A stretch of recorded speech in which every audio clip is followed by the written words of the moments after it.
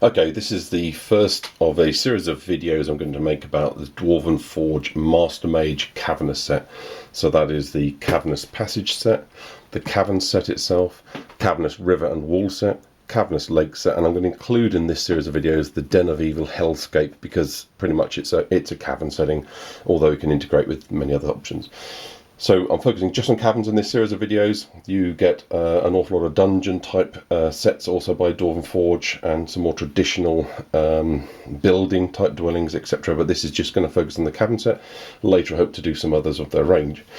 Okay, just to give you a taster of the kind of things we're talking about here. This is the Dwarven Forge piece out of the cavern set. This is a sidewall, and as you can see it's all fully painted. The bottom of each has got a brown baize base. And in the cavern set in particular, you've got a lot of these slimy green pools. I'm going to just put a few pieces down into the floor so you can see them as I construct it a little bit here.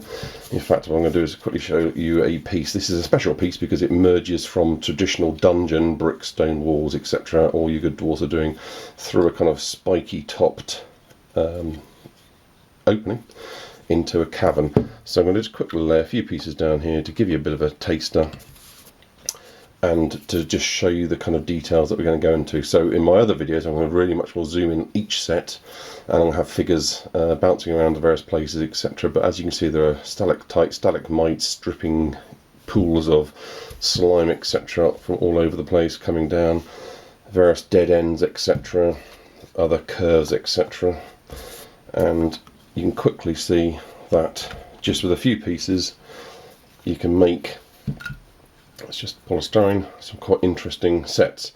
Now there's a lot more in each box, and I'm going to go through each box in turn. I've actually got combinations of cavern sets and cavernous passage sets, and what I'm going to do is do each box individually and then link them together and show you how to introduce with rivers and lakes and even the Den of Evil.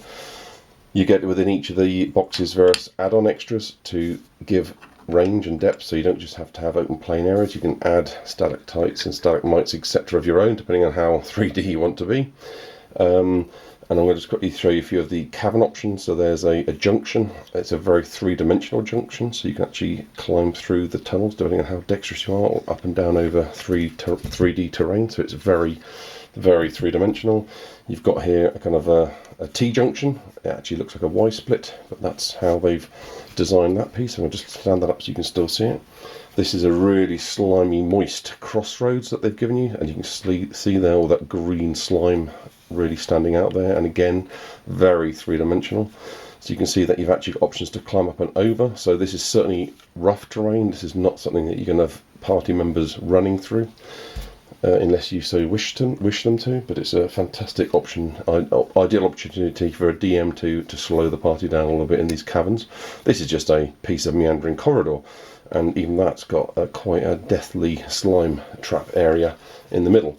And again, combining standard pieces with these add-on extra bespoke pieces that just seem to always fit into all these nooks and crannies perfectly, immediately can give you a narrowing of a corridor where the players have to, and they cannot avoid then this green slimy pit, and they have to consider whether they're going to get their feet wet, or to somehow thieves climb around, or find that classic log or plank that mythical adventurers always seem to want but never seem to carry, and continue on the way.